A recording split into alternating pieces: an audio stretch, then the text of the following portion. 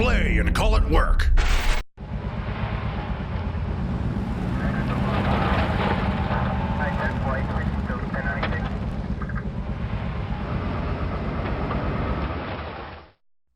Hey there, Wargamers, Josh here to bring you this week's Sit and Talk. So, I think at this point most people are familiar with the show and the format, but if you're brand new here, basically the way this works is I just kind of sit around, hang out, and answer whatever questions you have. So, there's pre-submitted questions from last week, and those are on the MiniWarGaming website, and then I'll be taking live questions as well. Joining me this week, we have got the beast from down east himself. We got Rob. Hello, beast from down east. Yeah, really? Yeah, you're the beast from down east. True. I've been called the beast, and I'm from down east. Yeah, bud. You're a poet, and I didn't even know it. Okay, so Rob is running the stream. How long have you been doing this one for, Rob? Because it used to be Colin. So how many of these live streams have you done? Well, I did the Heroes of Herringbird. Okay, yeah. And then I started with the Sit and Talk, so maybe 3 or 4 Sit and Talks. Okay, that's fair. So at this point, you should know what you're doing. So if anything goes wrong, we're blaming Rob. You can blame me for anything. Even if something in the world goes wrong, it's my fault. Yep, that's fair. You know what? I'm going to stick to that for the rest of the Sit and Talk. So what I'm going to do is go ahead and we're going to open up the question queue so people can start submitting live questions. A couple things just for housekeeping. The way it works, we're going to see if I remember how to do this. If you want to ask a question, because I cannot actually see the chat, but if you go ! ask and then type your question, it'll pop up on my screen.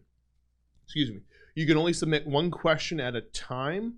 Until I've answered your question, and that's actually just a formatting thing. So if you try to ask a second question, it won't show up for me.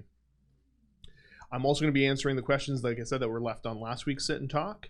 So if you want, if you're watching this, whether you're live or not live, you can go ahead and leave questions for Lee, because Lee's going to be flying solo next week for his own Sit and Talk. And you can leave those on the MiniWarGaming website in the comment section of this video. So anyways, let's jump right into it and start seeing what we got going on. So the first one here, we got, oh, these are all out of order. Give me a minute here. What's happening, Rob? I think Cullen broke something already. Oh, I think I fixed it. Okay. First of all, we got Griff 2K9. Have you filmed any more of the draft style games? At this point, we have not filmed any more of the draft style games, and that's Matt's Draft to Glory that we did for AOS. Because we wanted to film them, put them out, get some feedback, see what people thought. It was pretty popular, so we've got some ideas of what we want to do coming up, but we haven't filmed any more as of right now. Next up, we got VJ Morph. What did you think of the strength of the non-Chaos warbands compared to the Chaos ones? Very keen to hear about how the Grots fared. I assume you're talking about Warcry, and at this point I've only played with the Chaos ones. Well,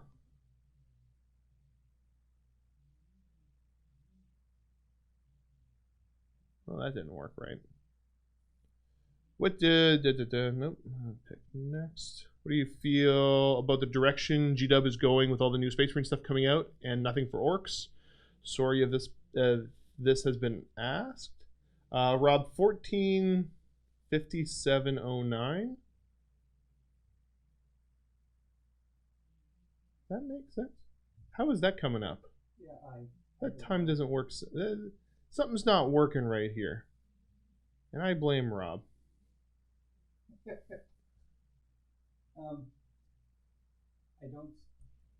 I don't see 145709. Yeah, because I think this might be a couple of last week's ones popped up in the queue somehow. Yeah, Matthew had that same issue too as well, that some things that were already asked were still popping up again. Weird. Okay. Well, we're going to keep this going the best we can.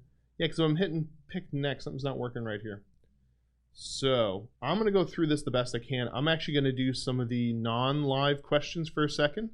And Rob, you can get a hold of Cullen and see if you can troubleshoot it and figure out what's going on. But in the meantime, we're going to jump over here to some of the pre-submitted questions on last week's Sit and Talk. And here we go. We got Zerga Lurgadurg at Josh. Good morning, Terra. Welcome all and sundry to this week's episode of Good Morning Terra. We are coming to you live via Astropath from MiniWarGaming's highly secure propaganda facility, and we are joined by the much esteemed Commissar of Mayhem, Josh McBeardovich.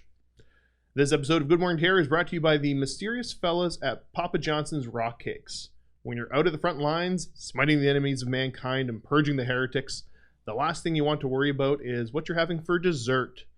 Well, worry no longer and grab yourself some Papa Johnson's Rock Cakes. Made from a super secret recipe at a super secret location, Papa Johnson's Rock Cakes are a soft, flaky, delicious cap to your Munitorum-issued rations. Each rock cake includes a secret at its center. Just don't tell anyone what it is, because they'll know. Papa Johnson's Rock Cakes, good enough for fall, or good enough to fall for, just make sure you don't. So we have a lot of questions for you, Josh, so let's get right to it. First off, how excited are you for new Space Marine rules and models? Plan on adding any to the Death Watch? So for my Death Watch forces, the way it stands right now is I'm focusing on building up some of the other armies, mostly some of the non-40k stuff, but it depends on what rules they give to the Death Watch stuff. I assume they're going to have some kind of an FAQ that's going to drop soon that'll tell us what we're allowed to use and not allowed to use, and I don't know, we'll go from there and figure it out. There is some cool looking new stuff. It's mostly the Eliminators I'm really interested in. But we'll see what they come out with and how they handle the rules for them. On a more personal note, with your days kept full of running the bunker, do you miss making bat reps? And will we see you soon on the channel? I definitely do miss making bat reps. I kind of wish I could do more. I don't have the time right now, so I guess the answer is probably not going to see a whole ton of me on the channel, but I don't know. Hopefully soon I'll be able to make some time and jump into something, but there's other work to be done for now. Now to week 5 of our Primarch Supremacy Tournament. Each week we'll ask a MiniWarGaming team member to pit 2 Primarchs against each other in head-to-head combat with the goal of crowning one Primarch as Supreme. All Primarchs in this competition are in their pre-heresy forms. Last week, Matt mailed it in and chose Lorgar to defeat the Khan. What? Really? That's no. Pre-heresy? I'm only going by what Matthew said. That's awful. He is so wrong. Okay, at least let's see if you give me a good matchup. This week we asked Josh to pit the Wolf King Lehman Russ against the War Master Horus Lupercal. Whew. Now Josh, tell us who would win. Oh, I don't know. That's a toughie. Because they're both super awesome fighters, and they're kind of, well, geez.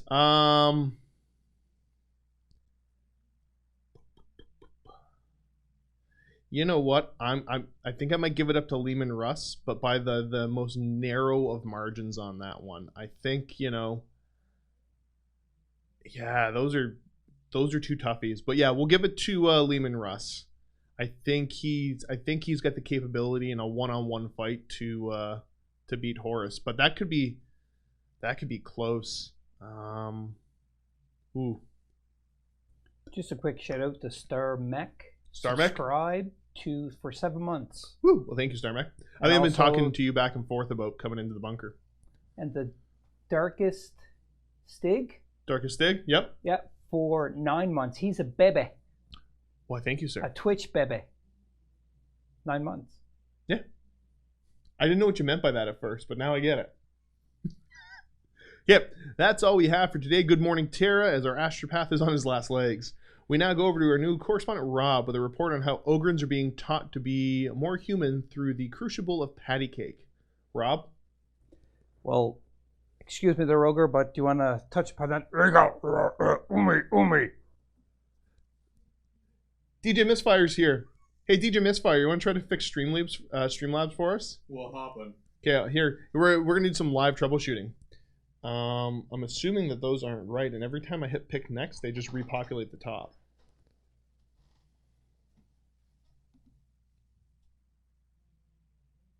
Because I'll clear them all out, and they'll pop up after a couple minutes. Well, that's an interesting development. Quick shout out to the Squealy Pigs. Subscribe for 3 months. Well, thank you. Try doing remove then. Okay. Now I'm assuming because with that time stuff, because oh, so now they're all over the place. Okay. So there. Now they're sorted by time. Yeah. And yeah, maybe just try doing remove. Well, we'll see what happens. We'll see if it works. And again, I'm just gonna reset the time each time. Apparently, that's an interesting development. Well, we'll see what happens. Huh. I blame Rob. No, let's keep going. We're gonna jump back to live. We're gonna try some live ones. After I don't want to delete DJ Morph or VJ Morph. Well, we're just gonna try scroll and see if that works.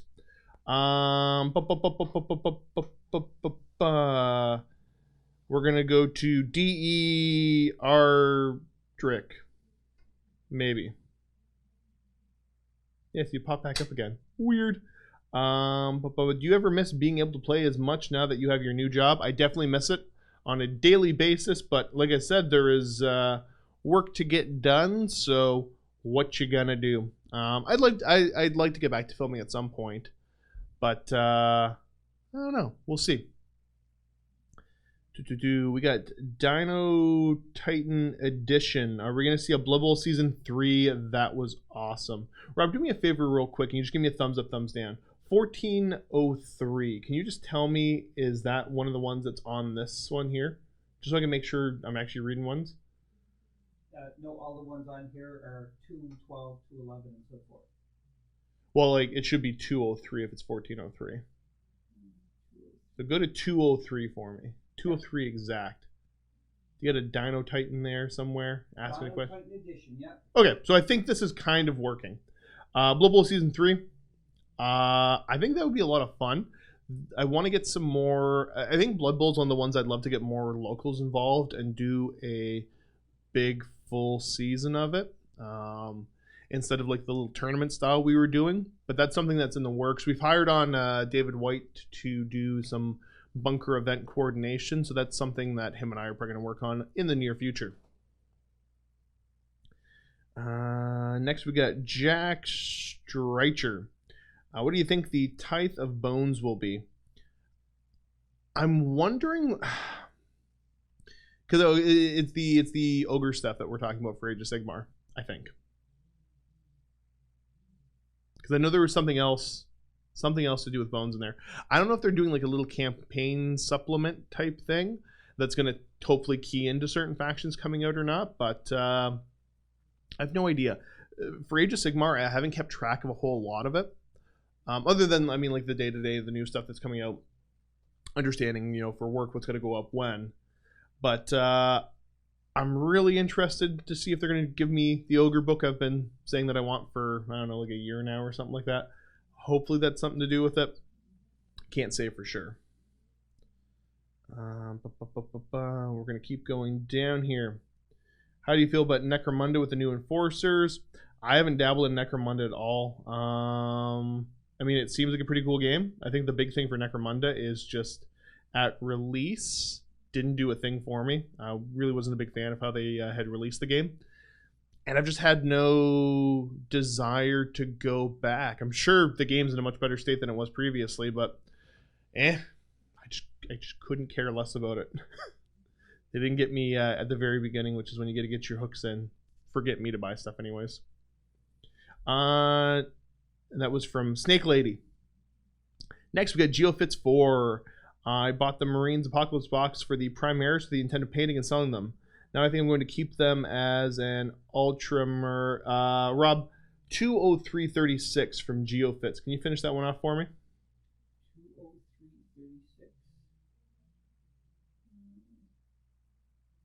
20336. From GeoFits. You can start reading at, going to keep them as an Ultramarine, I assume, is what he's saying. Finishing it off, I'm going to keep them as an Ultramarine army for myself. Should I feel shame for abandoning my salamanders? Ooh.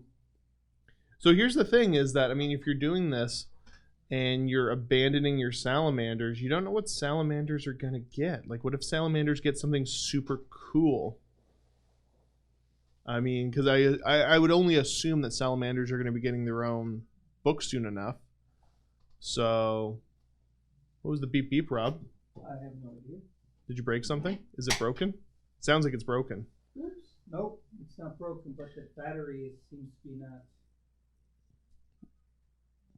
Change battery pack. Well, Rob tries to figure out the battery pack here. We're going to keep going.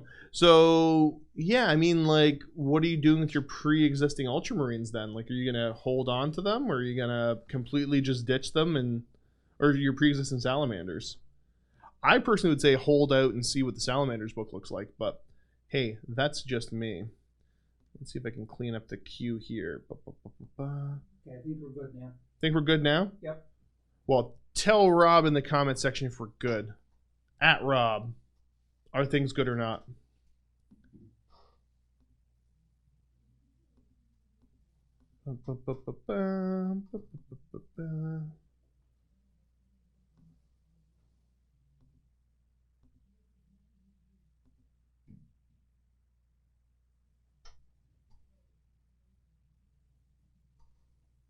Rob, good. Perfect. So next we got Kroll46. Hi Josh and Rob, what's your opinion on the Dreadnought drop pod for 30k? Is we're taking over a regular drop pod. I have never used a Dreadnought drop pod in 30k. I tend to not use a ton of Dreadnoughts in 30k. So I actually can't tell you on that one. I'm not entirely sure. I did go ahead and pick up a Leviathan for my Night Lord, so maybe I'll eventually get a Dreadnought drop pod, but I don't know the rules well enough to tell you on that one. Next, we got Jayla1. Maybe that's how you say your name. When will we see more Josh Bat reps? I love the Luca versus Chris Apocalypse game. Would love to see another with yourself, Chris, Lee, and Luca. Rob, 20501 for me, buddy. 20501.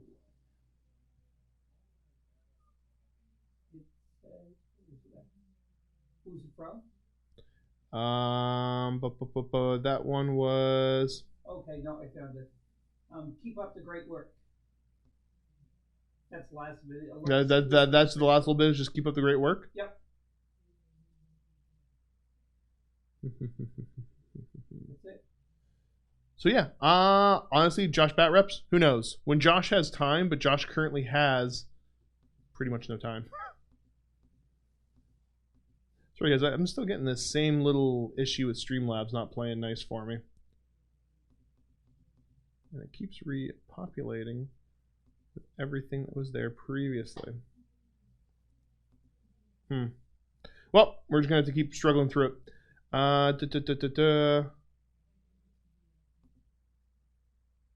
Let's see. Well, this isn't working at all.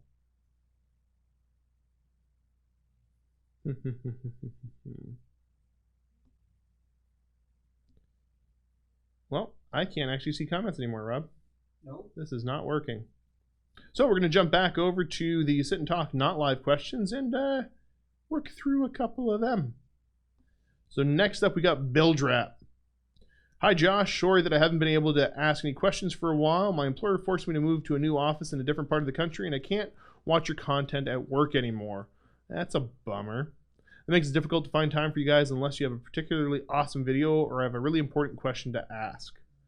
Anyways, which is the best Muppet? The Swedish Chef is definitely the best of the Muppets. Beaker, okay, Beaker's awesome. Beaker and Animal, actually. Okay, so I think the ranking for me is Swedish Chef is the best.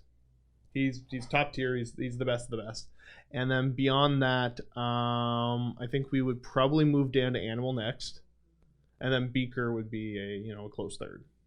Another question for her. What about Gonzo? Where would he fit into there? He's just not as entertaining. So I don't know. The top three are all that matter, I guess. Funny enough, though, is like the head star of it all is Kermit the Frog and then Miss Piggy, but they're not in your top. I can appreciate them. I like them, but no, they're not my top three, best Muppets. Now, that being said, though, Kermit the Frog, and I think you know where we're going to be going with this. Brady, who is Rob's son, recently moved up here and is going to be living with him here in Ontario now. So I've met Brady a couple times over the years. Good kid. And I think I was just doing emails in the office one day. And I needed to take a break from it because I get a headache if I stare at the computer screen for too long. So doing all that kind of stuff, I asked him, I think we started talking about wrestling. Because I think I just turned to him because I'm constantly just bugging him. Because how old's Brady now? Brady's 15. Okay. But he's built like a fridge. He's a big kid. So I told him, we're going to have to wrestle for dominance soon. So I just turned to him and said, okay, we're going to wrestle. And he said no.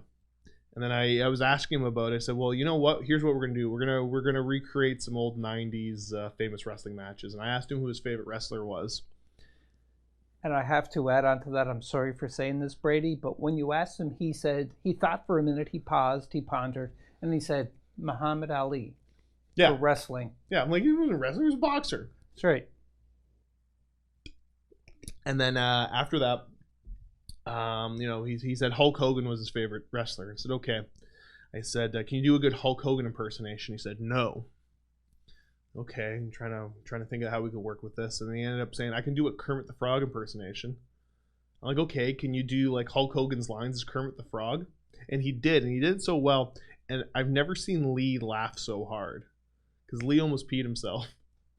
And so, yeah. At some point, we're going to get Brady to come on here and do his Kermit the Frog impersonation. Or do, I guess, Hulk Hogan as Kermit the Frog. I'm sure he'll be down for that. I'm sure he'd be very excited for that. He would.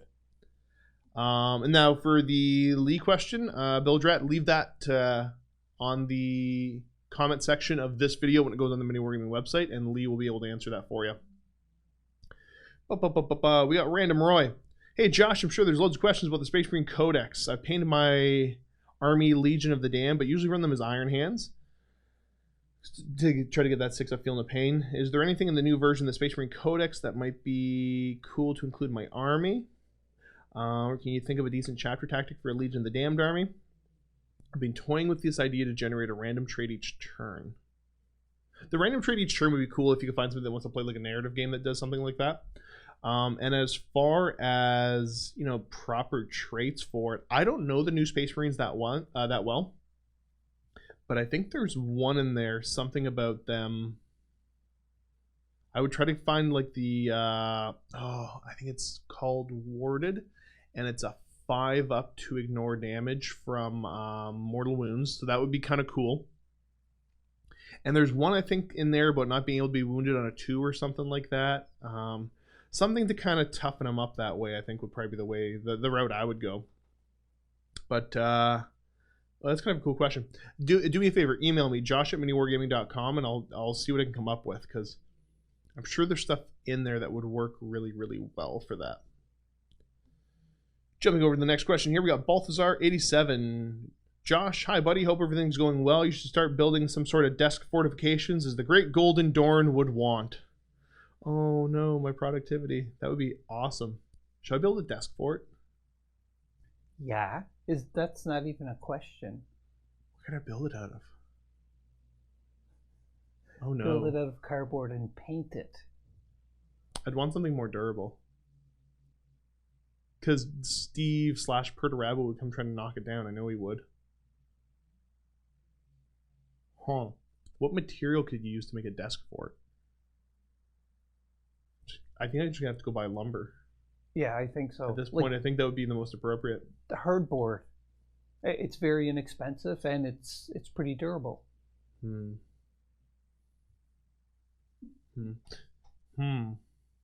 Also, how do you feel now that, at least from my amateur point of view, that the Imperial Fist got a really good buff recently? Lament! Oh, poor Ashmedai.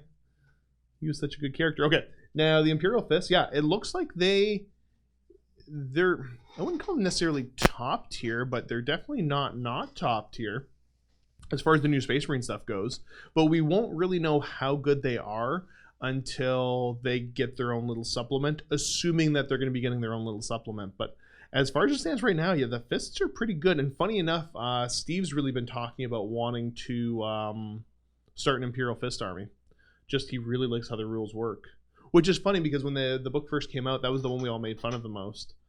But yeah, they got a nice little bump with the new chapter tactic.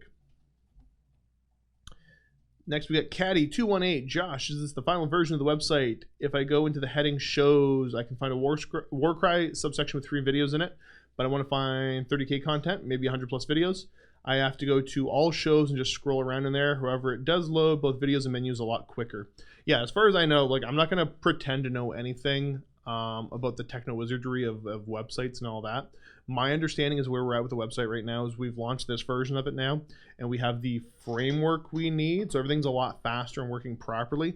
And now it's going through everything and getting everything properly sorted out. So it's something that we're working on, the search functionality and everything else. But I think the big one was trying to get the new website launched so that it does load the videos a lot faster and it's working properly. Because the old one was, from my base understanding, a patchwork nightmare. So, yes, I think that's where we're at with it. But this shouldn't be the final version. There should be a lot more work continuing to go into this, but a lot more behind the scenes stuff instead of just, you know, some of the more cosmetic changes that you'll notice a lot faster. We got Sir Christopher. 1 question, 2 parts. At Josh, why? Because I'm awesome. At Lee, why not? Because he's not here. Let's jump back. Let's see how Streamlabs is treating us. Like, do I get the option here? Oh boy, what a mess. Miso82. Josh, have you tried Twilight Struggle yet? Is your box still unopened? I will play you over stream if you want. It's great. I haven't had the chance to check it out. Playing over stream is an option when I have a little bit of time. But do me a favor, Miso. Email me, josh@miniwargaming.com, and we'll talk about it and see if we can get some gaming going on. Adorabold, which is Aaron. Josh, how does it feel to know that Magnus did nothing wrong? Magnus did everything wrong. Magnus didn't do anything right. I honestly, I don't understand how anybody can like Magnus's character. Like, it's one of those, like, he's obviously a character that was built to be disliked because he's awful. He's just, yeah, he's the worst. Did everything wrong. Nobody should like Magnus. I'm glad Russ beat him up. Next we got the Darkest Stig, Invictor Warsuit, yay or nay? Okay, so for the Invictor Warsuit, the rules for it, okay, it looks cool. I can get behind that. The big robot look I'm not in love with because I like my dreadnoughts, but I like the way that they look and all that and the aesthetic. I don't mind the rules. The way it looks, I'm not a big fan of. That whole openness to it. If it's that heavily armored looking everywhere else, why not just have an armor plate in front of where the Marine is? And I know the idea is that, oh, well, the Marine's got power armor on that protects him. Yeah, but you could protect him better. So here's what I assume is going to happen with the Invictor Warsuit. Is that, you know, there's going to be some of the folks out there that... like a Pop Goes the Monkey or somebody like that does some of the upgrade components. Because there's a ton of people doing a ton of cool upgrade kits out there. Somebody's going to do an upgrade kit that you can just enclose that thing. And that's going to look super cool and just make sense. So when they do that, I'll probably get one. But for the time being, I don't love how it looks. Next we got Squealy Pigs. What are your thoughts on the Christie tank? What's a Christie tank? Is this something, do I know it by a different name? Or is this something new I'm going to learn about? A Christie tank.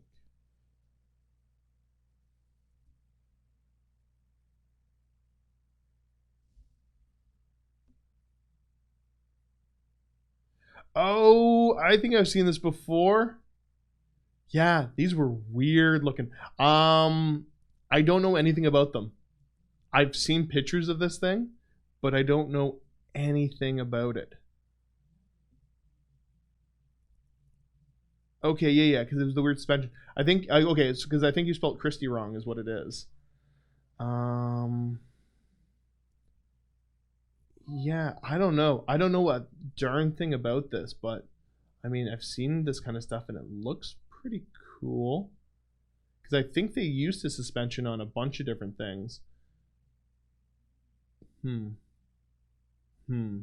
I got to educate myself better on this thing. Well, you gave me my reading for the rest of the day, so thank you for that. Who put that in there? Squealy Pigs. Thank you, Squealy Pigs. But next we got Starmax. Hey Josh, would you be up for teaching how to play Horus Heresy, Titanicus, and or Blood Bowl? Want to play, but no one to play with here in Rob 14-13-30. So 2-13-30. Starmax.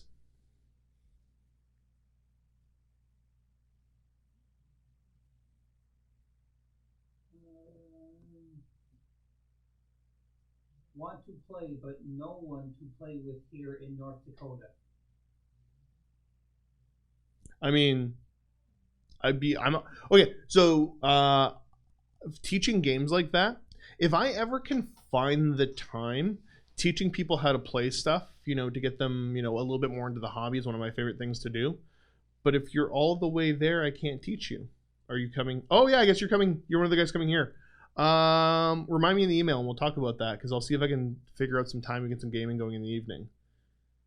Because Horus Heresy stuff, I have enough stuff and the studio has enough stuff that, yeah, I could teach you when you come down. It's relatively easy to teach. Blood Bowl's easy to teach too. We got a couple teams floating around, but you can always, the nice thing about Blood Bowl is you should have enough time to buy your own team and at least get it put together, not necessarily paint it, because I'm going to teach you, it'll be off camera. And I'll teach you some Blood Bowl. Because Rob, do you remember my Blood Bowl teams? I had 2 of them. I remember something about dysfunction. Okay, so yeah, the 2 teams I played my Ogre team, which actually Lee built that team for me to play with, but it was Lee's team that he owned. But I think he bought another Ogre team with the actual models, I think. And so I purchased that one off him. So those are it's the Smash Mouth All-Stars is my Ogre team.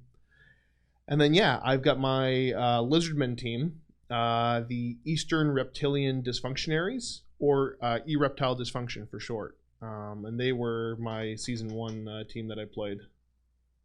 And yeah, they were a lot of fun. Yeah, man, we'll throw down. Titanicus is another one. The studio doesn't have a ton of it, but if you remind me, like, I'll marshal up some of the local people I know that have the stuff and borrow some of it, and I'll teach you how to play it. It's a good game. All those are 3 really good games. Okay, we got G1 Blaster. Your beard is beyond manly. What do you use on it? As far as like keeping it in the shape it's the state it's in right now. Because actually, Rob, you do me a favor. Take your headset off for a second. Okay, come here. Come on over here. Probably should. Because there's a lot that kind of goes into it, but I'm not that crazy. So go ahead and you can pet it and see how soft it is. Go ahead and touch it. Ah! See how soft and nice that is. It's not wispy. Yeah, it's not wispy. Yeah. Okay, so is that all you wanted me for? Yeah, that's all. Touch your beard. So now you can tell everybody how soft the beard actually is. Okay. Okay, so every couple days I've got a homemade beard wash that I use on it to kind of clean it out, because you can't use regular like hair shampoo on it because that'll ruin it. So I do that every couple days, and then beyond that, I've got a beard oil from Northern Beard Company that I use. And then there's a little kind of styling type cream that I use every day as well. Because I actually, against most people's suggestions, I blow dry it every day, which is terrible for it. So you got to take good care of it so it doesn't just all fall apart and get super wispy. So yeah, I think in the morning my routine to get ready and to get the stupid beard to like not be all over the place and crazy. It takes me longer than it takes my wife to get ready every day. And she points that out a lot. Kind of high maintenance about it. Yeah. If you want the actual stuff, I can give you the list, but yeah, I use Northern Beard Company. I highly recommend a lot of their different stuff. We got Weird Hunter. What games are you looking forward to getting going with the upcoming local game club? Oh, geez. Okay. I'm trying to. Well, I mean, like, there's not many games that I'm not excited for, but I guess some of the top stuff is that there's a bunch of Team Yankee that's taken off locally. So now I actually got to get my Soviets done so I can start playing with them because there's a lot of NATO players. Excuse me. And the West Germans aren't very good. Let's be honest. So Yankee going on. Little skirmish games like Warcry and all that stuff. It's nice to see them, and I might buy some little war bands. I really want to get some Blood Bowl going on, because, you know, I've been having too much fun gaming. Like, I need to play a game where I get properly, like, upset and depressed. So Blood Bowl is the perfect thing for that. Beyond that, the other one that I want to start getting going is I want to get some Horus Heresy going up there. I think that this will be a really good space for it, considering that we're not super... super competitive tournament focused with a lot of the stuff that we do typically. Excuse me. So yeah, I think there's some real potential there for getting some people into the heresy. So I'm excited for all that stuff. And then Titanicus is another one. We're starting to see people bring in some Titanicus stuff. And I wouldn't mind getting a little something going for that. But the big thing is I haven't had the time to do it. I'm under the realization that I'm not going to ever have time to properly organize all this stuff. And that's why we've hired on... David White to do the event coordination and get the club up and running the way we want it to look. We got Dr. Vulcan. Magnus did wrong. However, it's the Emperor's fault for not being a good father. Russ should come back and take everything over. Okay, so this is going to lead into a couple different things. I'm glad you agree with me on the Magnus thing. Now, Russ should come back and take everything over. In 7th edition, when they were doing that whole Curse of the Wolfen story arc, we had Magnus come back, and we had all this kind of stuff going on, talking about the Primarchs coming back. They had everything so well set up, I feel like, for Russ to come back. You know, the Wolfen showed back up, 13th Company are here, it's the Wolf time, all of this stuff's happening, and we're like, cool, there's going to be a Loyalist Primarch coming back. And I'm like, Russ coming back, seeing the state of the Imperium, and, basically starting a fresh crusade, this is going to be awesome because Russ is a cool character that's not boring and blue. And instead, they somehow took the story and went a completely different direction. And we got Rowboat coming back, who's just awful. I'm not saying that they did a bad job with it because, it's all well written and all that, but I was so disappointed with the direction that the story took. I get so bummed out. But I'd love to see Russ come back, even in the lore right now in 8th edition with, Rowboat's out doing, starting his own little empire again because he likes to do that. I'd love Russ to come back and be like, no, let's, I'm here to murder everybody. I'm here to, take the fight to the traitors and let's go, and we're actually going to win instead of just empire build. Yeah, Rowboat's so boring to me. I hate him. I was so excited for Russ to come back.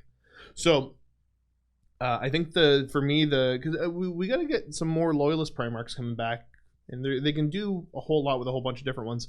Russ and Dorn are the two that I would love to see. Yeah, Russ should have come back. That could have been an easy one. For me, that would have been such a win, but Rowboat. We got Kroll 46. What's your favorite armored car? That's tough. Because there's a whole bunch that are kind of cool. I want to say, I'm bad with the names of them. I'm going to look it up. I think it was the T-17 Boarhound. Let's see if we can do this. Rob, are you able to put links in there for me? Possibly. Was it the Boarhound? Oh, the T-18. Okay, I was close. It was an American heavy armored car, and I don't know, the thing just looks like a beast. See if you can find it. Yeah, if you do a search for the T-18 Boarhound and you throw that link up in there, throw a picture up on there somewhere. T-18, like T-18, and then Boarhound. I'd say I favor just for kind of rule of cool and interesting looks. The Germans did a lot of cool stuff in World War II with a lot of their armored cars, but I don't know, something with this big beefy American one's just, I don't know, I like it. It looks cool. And again, guys, my apologies for Streamlabs not playing nice. Hopefully I'm getting the questions as you guys are putting them in. Thrown in. It's a Wikipedia. Well, thank you, Rob. No problem. Next, we got Captain Spasmo is come here and stroke my beard, not covered in the MiniWarGaming Human Resources section of the Employees Manual. It's actually not. And that was the entertaining thing, sitting down. Me being the person to sit down, because we brought an outside company in to do the manual and all the HR stuff, you know, to make sure we were all in compliance for everything. And bringing these folks through, a couple very nice ladies that, you know, helped out immensely, but trying to explain the business to them over the phone and how we function and what it's like here was difficult. And it came to the point where I'm like, look, just come visit and I'll try to explain the business so you get a concept of what we're going for.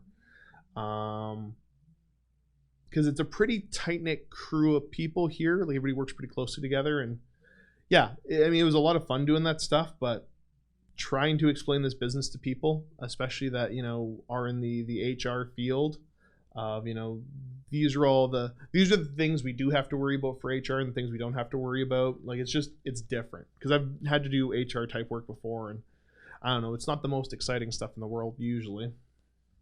But yeah, it was fun to do all that. But yeah, we might have to put that subsection in, the come here and stroke my beard. Okay, I'm gonna see, because I assume people are still submitting questions, but that was the last live one. So I'm gonna try to clear this whole queue. And it's not. So I apologize if your question, you had asked it and it didn't get answered, but go ahead and try to put it back in, because I think I've got the whole queue cleared out now. I'm just going to click furiously until I think it worked. Okay, jumping back over here to some pre-submitted questions. We got Tabe8. I still can't figure out how to say your name right. At Josh, when can we see Scoria on the table? If you ever get free time again, please do a bat rep for Luca's new Luca da Dice Heresy series using your Mechanicum. I would love to see the Voidian Scepter smash things. I honestly, okay, Luca is the biggest whiner when it comes to 30k. Because I've been trying to, you know, he will play against me, and maybe we'll set up a game, but he was just, I remember how terrified he was of playing Custodes for the first time. And turns out, hey, they're not that bad. And the same thing for Mechanicum. But I've got Custodes out getting done right now I want to use, and then I play the Studio Mechanicum army that nobody else plays. So yeah, maybe I'll go poke Lee, because Lee's painting up Scoria for me. So you can ask him for, ask Lee for updates next week on how he's coming along. Lee's a super busy guy, and maybe he'll have some more insight to the timeline on that. Then at Lee, hopefully you are there with Josh. Can you please do a video showcase of the World Leaders army you're making? I really want to see those bases.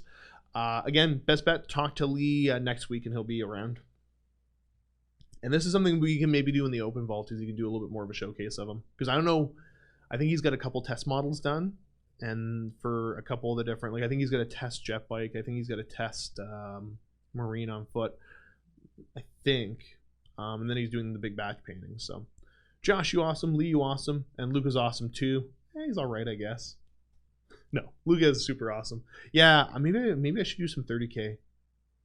I think Luca's thing is he doesn't like losing. I think that's what the problem is, Rob. Maybe that's why he doesn't want to play me.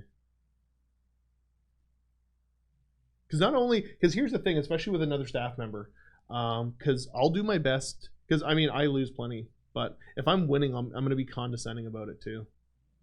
I'm going to make him feel bad about it.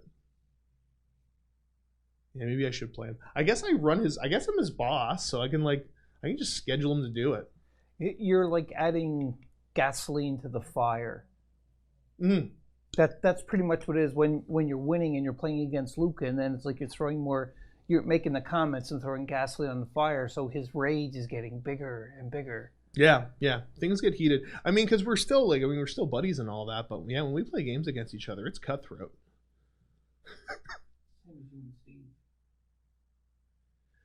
It's different with Luca and I. I'm not sure why. Because I think it goes back to when we were playing fantasy together back in the day. Okay. Yeah, so here's what you gotta do is you gotta ask Luca, why are you afraid to play Josh, bro? Maybe they'll give you the insight. Next we got Large Michael. Big Mikey. Hey Josh and hopefully Lee. Lee will be here next week. Thoughts on new Space Marine Codex and create a chapter? Do you think this will be a new norm for the version 2 codices? Okay. So, for me, the most exciting, because I'm not a Space Marine player in 8th edition, it's the implications of what they're doing here. Because, you know, they're going to what I feel like is a more customized, less worried about super gaminess, narrative kind of feel with it. The Marine book's very powerful. It's a good book. It's a well-written book. But, you know, I look at the make your own chapter stuff, blows my mind. I'm so happy they went in that direction. Now, when I talk about the implications of it, what I would love to see is, because I don't think a lot of people realize, because I play mostly Imperium armies, I'm low-key. I've been a big Trader fan for a long time, for the longest time, except for it's been more than a decade since the Night Lords really have had good rules. Because we got teased a little bit at the end of 7th edition with the Chaos Legions book, which is pretty good. They made the Night Lords feel Night Lordsy. And you didn't have to take this weird, soupy kind of list to have them be effective. And then 8th edition hit, and they went back to that whole kind of renegade type feel of the book, not the legionary feel that I really liked. So Chaos has already got a version 2 book. They need a version 3 book, though. Or rather, what I'd like to see them do is similar to what they've done with the Marine supplements, is I want to see each legion get their own supplement. And being a grumpy old wargamer, like, that would make me super happy. Is that the right business decision? Like, am I saying, like, this is what Games Workshop should do? I got no idea. But it would make me happy. So, I don't know. I don't know if people are in the same boat with me. Because I actually was hanging out with some people the other day, and I brought out some of my old codexes. And I've got a really good condition old Space Marine, or Chaos Space Marine 3.5 edition codex. And because people were asking about, like, why do I keep referencing that? And I showed it to them. I showed just the feel of how, you know, building armies was a little bit different, and the bonuses. And they were like, yeah, it's not powerful. You know, you get pluses, you get negatives, but it makes sense in the lore. And that's what these games are all about for me. So the implications of what we might be getting, I'm super pumped about. But I don't know. I was super pumped about Russ, and they gave us rowboats, so I don't know. Lee, do you think you'll ever take part in a live roleplay show if given the chance? You can ask him that one next week. Josh, thanks again for the Team Yankee how-to. Keep being an awesome guy. Yeah, Mikey, no problem. Mikey drove down the other day. We threw down a little bit of Team Yankee, and I just showed him some of the core concepts of the game and got him thinking about what he could potentially pick up to expand out. He's got the British guys, which I think the British are getting a new book come December, and that's also when the version 2 of the Team Yankee book is coming out, and they're changing it to being World War III, so they're expanding upon all that. So yeah, I'm kind of excited for that. He also has a little addition there. Also, Josh, if you haven't sold your fists yet, I'll brush your beard for like 6 months in exchange for them. That's tempting. Yeah, because I talked about it a little bit. So my Imperial Fists, what I'm doing with them, because I have my collection.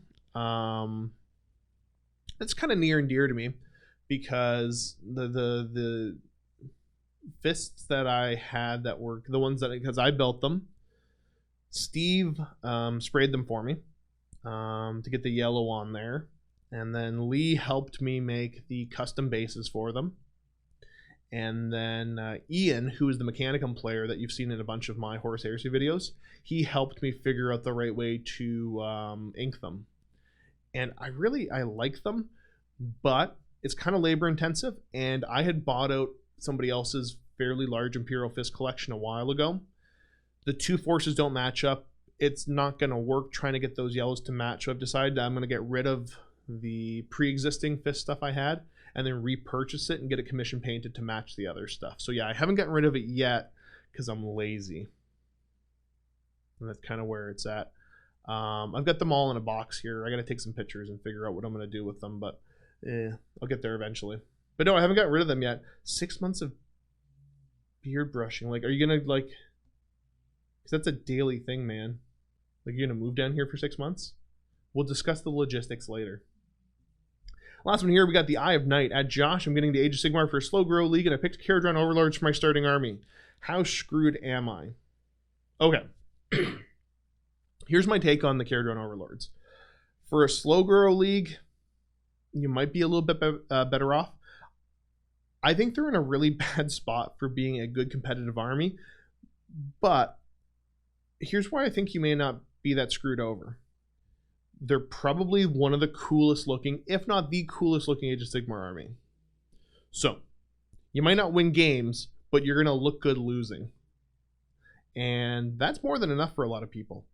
If you're really focused on winning a whole bunch, you might not do great. But the other thing is, there's the hope that, because I mean, this is a universal thing. Like, there's some codexes or battle tomes out there that people are split on how good or bad it actually is. Caradron universally seems to be considered just awful. So I mean, Games Workshop's got to be listening to this, and my hopes is that they're going to do something amazing to fix it. So I mean, they're probably not going to get as good of treatment, but Space Marines were considered pretty low tier for a while, and look at what Games Workshop has done to bring them back up to snuff. And Caradrons aren't nearly as popular as the Space Marines are, obviously. But hopefully Games Workshop, has got something really good in the works. Because, I mean, there's been the little FAQs that they do, but there hasn't been a big overhaul yet. So my assumption is that they're actually working on something really good for them. And that, they're going to make them a good proper faction. And that way, when that stuff all hits, you've already got them built, you've got them painted, you can just start playing them. And you're not going to be the person that jumps in the bandwagon when they're finally, a little bit more effective. So that's all the questions I have from here. So let's go over to Streamlabs and see. Oh, it feels like... No, it didn't work.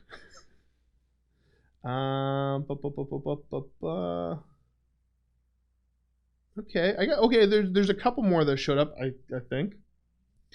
Any news on more Kill Team Apocalypse games? And this is from Trusty012. So not really. Right now we're starting to look on, because we're gonna change up our filming format a little bit.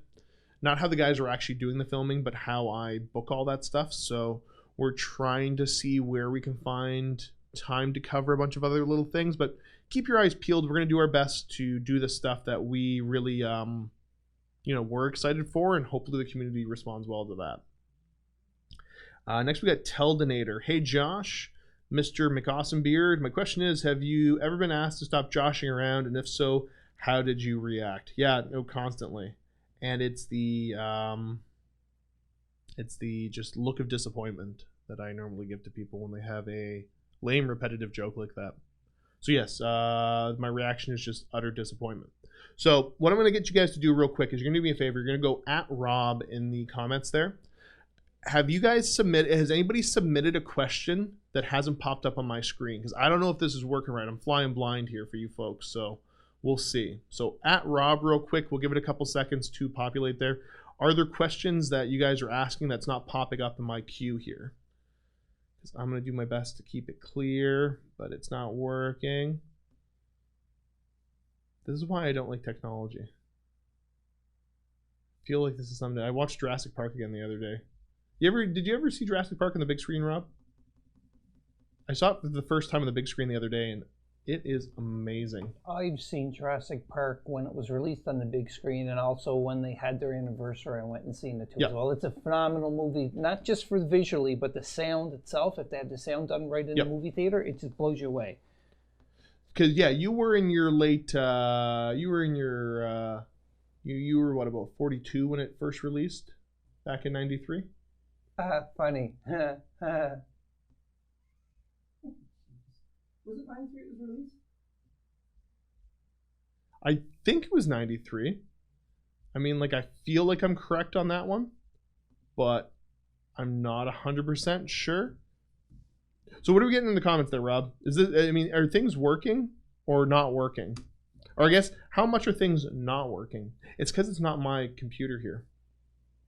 I see Squealy pigs. Like, okay, so no, because I told people to reply to you. So do you have anybody in the comments, the recent comments going at Rob, here's what's up, like things are working or not working? Okay. Yep, just 2. There's 2 of them. So what you're going to do in a second is you're going to go just, instead of doing the apostrophe ask for any questions you have for me, just go at Rob, and we'll do our best not to miss any, and he'll ask them as we go, and that's the only way I can think of to do this properly. So, Dr. Vulcan, I just got distracted by tanks, and so I have no other questions. Well, that's fair. Thoughts on the T-60? I assume T-60, we're talking about that adorable little Russian scout tank, and it's adorable. It's one of those, I know, some of the early, the interwar designs or the early war designs, there's some really funky stuff out there. And anything designed by the Soviets, I always find super intriguing because they're just such tough little beasts. Just because of, the way that they design everything. I was watching something the other day, and it was talking about, I think it was the difference between some of the American design philosophies for their combat aircraft compared to some of the Russian ones. And I think it was basically they were showing off some stuff here, and the American runways and the air bases, they're super clean. There's no debris anywhere. Like, it's very, very clean, pristine, and because obviously you don't want to hit something when you're taking off. And showing off some of the Russian ones, and they're just they build stuff to work if things aren't working properly. It's just, I don't know the right way to put it. Some of the design philosophies, it's just, I don't know. I'm intrigued by it. So yeah, the little T-60 and T-70 tanks are interesting to me. They're I don't know a ton about them, and they're not my favorites by any means, but they're kind of cool. So as we're wrapping up here, we got a little while left. So you know what, we're going to keep it rolling. The time right now, it looks like it's about 2:57. We're going to keep it going for another 10 minutes because, again, excuse us for the interruptions and all that we had. So I'll hang with you there for another 10 minutes. If you have any questions, just at Rob and go ahead and ask him. So are there any in there for me, Robbie?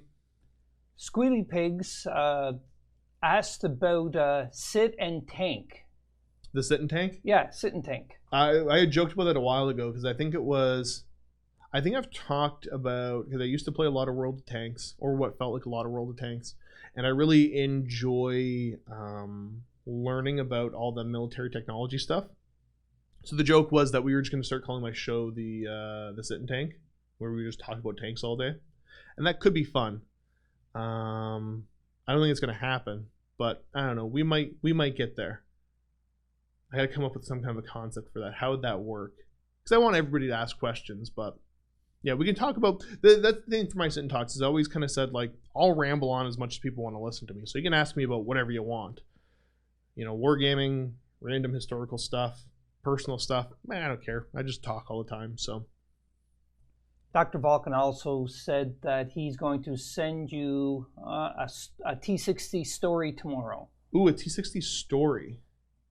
What kind of a story are we talking about here? Like, is this I'm intrigued by this now. A T-60 story. Okay, I'll look forward to that tomorrow then. That should be kind of fun. What about a T-64? The T-64? Which one's the T-64? Oh, so talking like, I assume then they're talking then the more modern stuff like that? The Soviet... No, I said T-64. Oh, you said the T-64. Yes. Okay. Because the T-60 was a little like early World War II design. So the T-64 was... the T-64, that's second generation main battle tank. So that's where... Because a lot of the countries out there, they had tanks for a lot of specific kind of roles. So you had your light, your medium, and heavy tanks, and you see a lot of those designations during World War II. But then post-war, you get into a lot of the other divisions, and main battle tank is kind of what we think of when we think of tanks in the more modern era. So yeah, the T-64 was a fantastic design because it was kind of a revamp of, well, it's the successor to the T-62, which wasn't fantastic. But the Russians did a really good job at making these very tough little tanks with giant guns. And I think they were some of the ones to first pioneer some of the auto-loading technology and really get that into some of the main battle tanks and reduce the crew size, which allows you to do some fun stuff with the designs of the tanks overall. Kimsy Bimsy 1 has a question.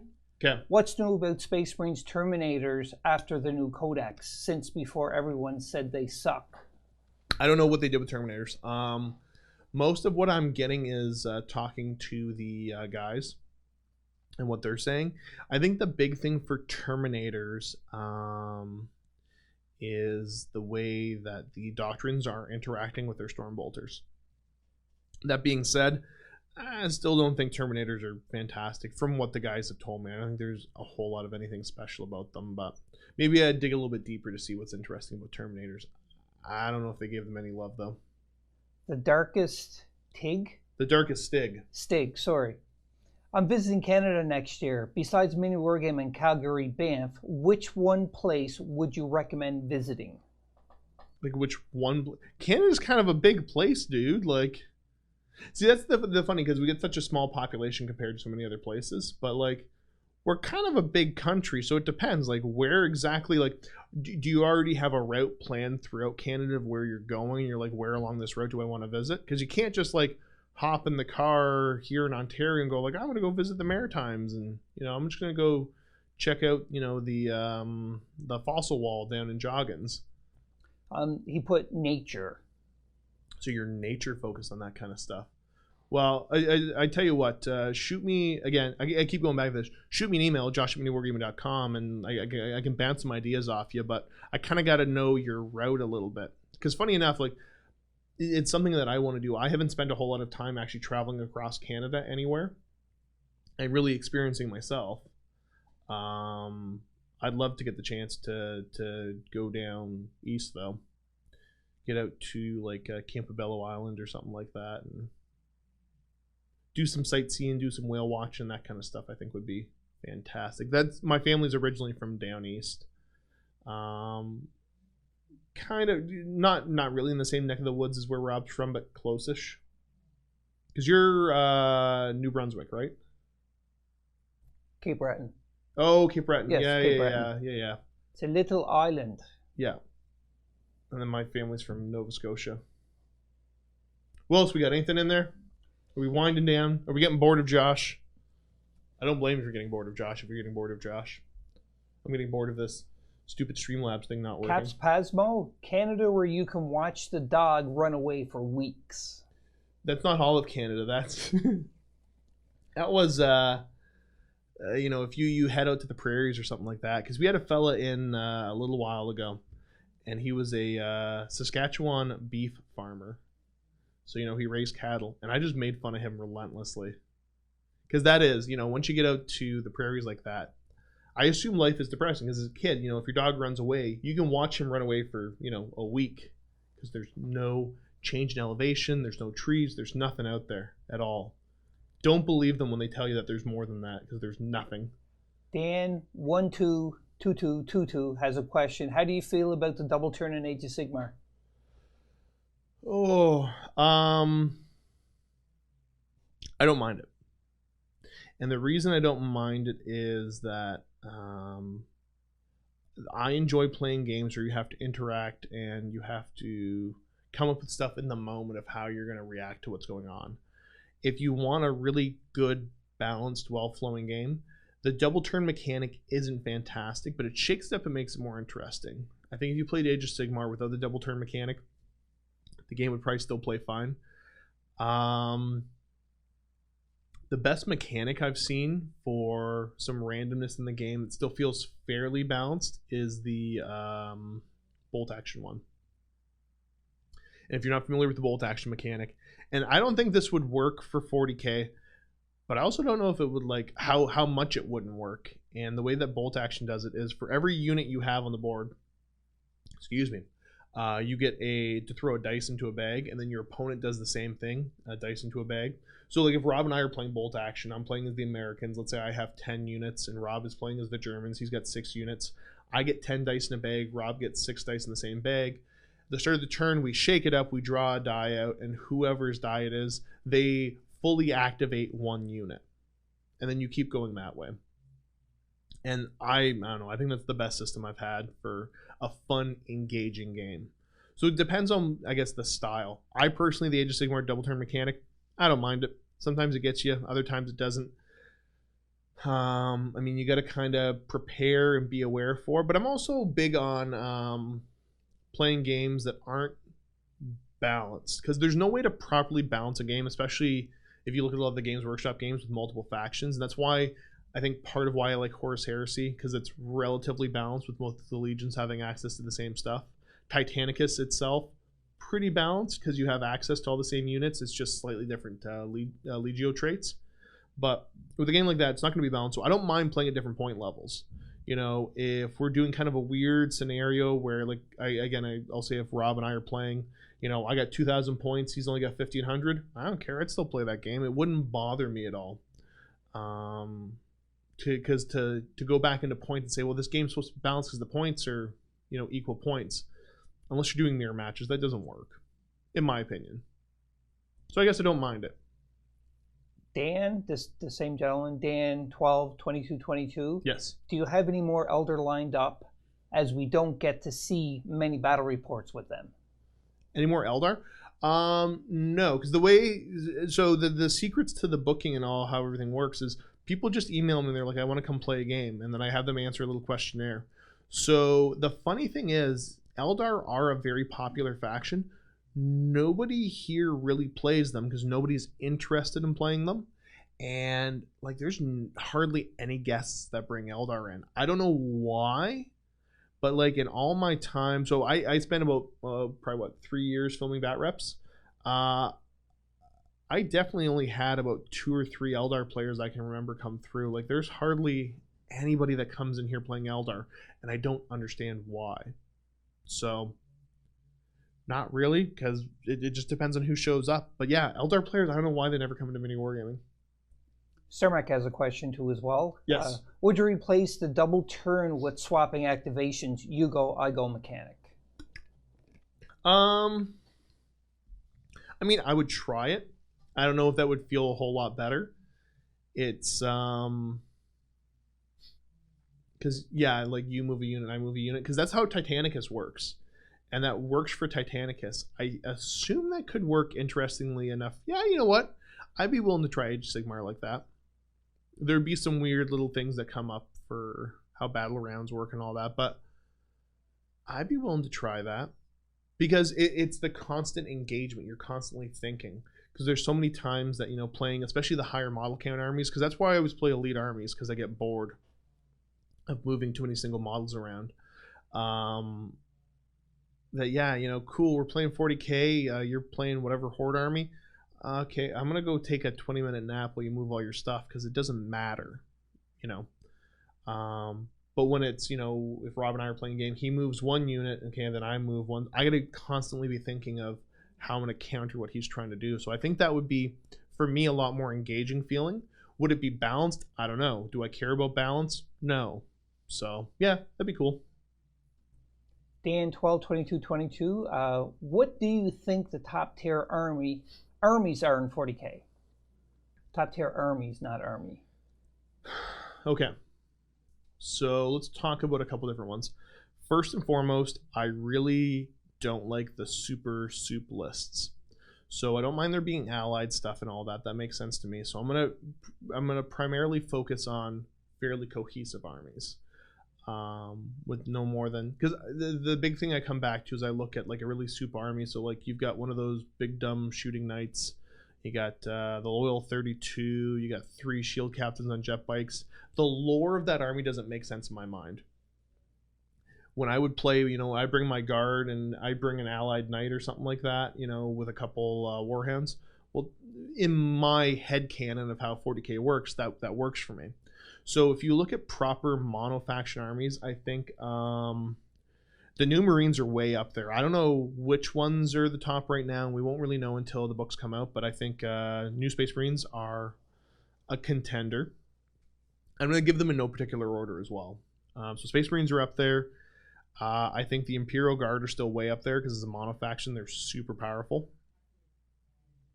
And then the last single-faction army, excuse me, I want to say I'd put Eldar way up there, but you know what, Dark Eldar. I think Dark Eldar are still pretty high up there for mono-faction being very powerful. So and this is in kind of the mini wargaming meta of how we enjoy playing.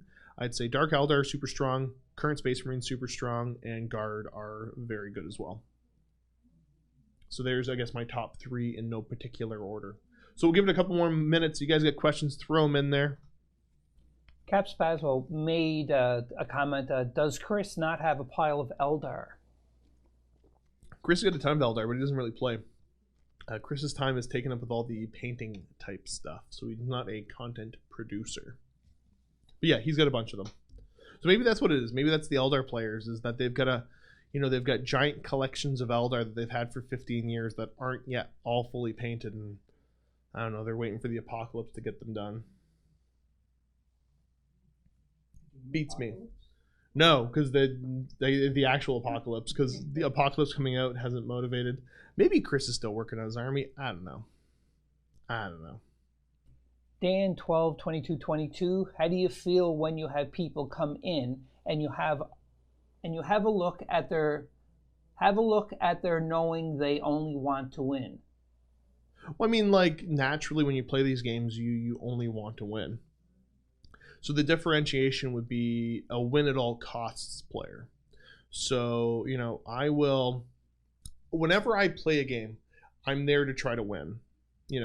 When I'm teaching people how to play a game for the first time, I'm still going to try to win. But it's what other stuff you're willing to give up. So when I'm playing against somebody new, my main goal is I want them to have fun. Number 2, I want them to learn the mechanics of the game so that, they grow as a player. Number 3, I still want to win. So a win at all cost player would say, I'm teaching somebody how to play this game for the first time, and I want them to have fun and, learn how to play. But the most important thing to me is winning. So I'm willing to sacrifice those other things. I tend to be the opposite way about it. So, if my opponent is not going to have fun getting beat up, if I have a chance to pull off a really cheeky combo and, kill off half his army before he gets the chance to do anything, well, that's not worth it. My opponent being miserable after the game isn't worth me winning. So I'm willing to do things that mean that I'm not going to necessarily win if that's what's at stake. So when I see people come in, that's kind of where I try to feel them out and see where they're at. Are you win at all costs? Like, you're willing to be rude, you're willing to upset your opponent, and you're willing to find loopholes in the rules to win. Those you kind of roll your eye at. It's not the way I enjoy the game. I'm not saying that you can't enjoy the game that way, but not for me. People that come in with a list, they're like, I'm here to win, but more importantly, I'm here to have a good time. Cool. I really enjoy guests like that. Because I feel like I can kind of take the gloves off and be like, we're still gonna we're gonna sign that social contract, we're gonna be polite to each other, but we're here to beat the snot out of each other and see who's better. So I enjoy that. That's fun. We'll take a couple more questions and we'll shut her down if there's anything left. Cap Spasmo, do you have to tone down your style for visiting players as you are literally professional players? I wouldn't say tone down our style. There's definitely that's where most of us play multiple armies, because when a guest comes in, sometimes there's just bad matchups that aren't going to be fun. So there's definitely, I guess there would be definitely some people that come in and they're like, hey, I got a really weird fluffy army, it's not competitive, I just want to try it out. Then cool, I'm not going to bring one of my more efficient lists and really try to beat them up bad. So I wouldn't say it's playing down. You just have to play to how your opponent will enjoy the game, because that will allow us to, in my opinion, create the best content if both players are having a good time. So you got to be a flexible player. Doesn't mean you play up or down necessarily. There's more lateral movement to it, I think. So we'll do one more, whatever the last one is there. I apologize if there's anybody else. It is from Dan 12 22 22. I find it hard to write lists for armies. Any tips? Because I get my brother to write them for me, and people hate me because he writes cheese lists. Okay, so I'm going to tell you the way that I used to teach people, and this is the last one we're going to take. So, and it might be kind of cheese-bally, and but we'll see if it makes sense for list writing. The loose framework that I use for writing lists is that It goes back to an old, like I think 3rd edition article on Bolter and Chainsword called "The Way of the Water Warrior" or something like that, and it was how it was looking at Grey Knights, which ironically weren't great back then, but could be very effective. So you look at the basis of what the army does, and you try to put it into one of these elemental builds. So you get your fire armies that they burn really hot, but they burn out fast. So typically those are armies with a lot of firepower, kind of alpha strikey, but they're very one-dimensional. Like they usually don't have a ton of survivability, and they're very one-trick pony kind of feeling, where if they pull off their whatever tactic or combo you have, you're gonna win, but if you don't, you're gonna lose. So those are your fire kind of armies. You got your earth armies that are they're tough to shift off the board. It's very board control heavy kind of play style. They might have good firepower, but usually not a ton of mobility. But it's about very slowly grinding down your enemy and playing that attrition game. You get your air armies, which are all about mobility, moving fast, and being all over the place. So that tends to do well in the Maelstrom type missions where you're jumping on objectives and moving all over. So Eldar would be a good example of that, the really mobile Eldar armies. And the last way that I play is I try to play the water list, where it doesn't specialize in anything. You don't really go into the game with a strict game plan of turn 1 I'm going to do this, then turn 2 I'm going to do that. And the theme of the list is you're trying to just find the path of least resistance and go down that route. So those are the take on all comers list I enjoy writing. So if you look at how I build my guard list, how I build my death watch list and stuff like that, the idea is no matter who I'm playing against, I'm going to set up and I'm going to deploy and play differently based upon what their army looks like and what I think their game plan is. Because let's say you bring a really assaulty kind of army, then cool, I'm going to be all over the board, I'm going to be mobile, I'm not going to let you get into assault, I'm going to shoot you up. I'm not going to let you play the game the way that your army is designed to do it. So I'll try to counter you in that way. But the same armies I bring, if somebody brings a really shooty list, then most of the time my lists have the flexibility. I'll get in your face, I'll be more mobile than you, I'll keep you in a certain part of the board, and I'll win on points that way. So yeah, path of least resistance, countering your opponent, those take on all comers lists, those are the ones I enjoy playing the most. So my assumption, because most of the cheesy lists I see people bring are, I would put them into a fire kind of list, because it's a one-trick pony. If that stupid combo goes off, you're going to win, and if it doesn't, you're going to lose. So I'd say shift the way that you think and build lists, and don't play the game, play your opponent. Don't let them do what they want to do, and do it that way. It's not who's got the better Death Star, who's got the better silly combo to pull off. Figure out what his list does and just counter it. And that's what I'd say to that, I guess. So with all that being said, I think we're going to wrap it up there. So thanks everybody for tuning in and contributing the questions.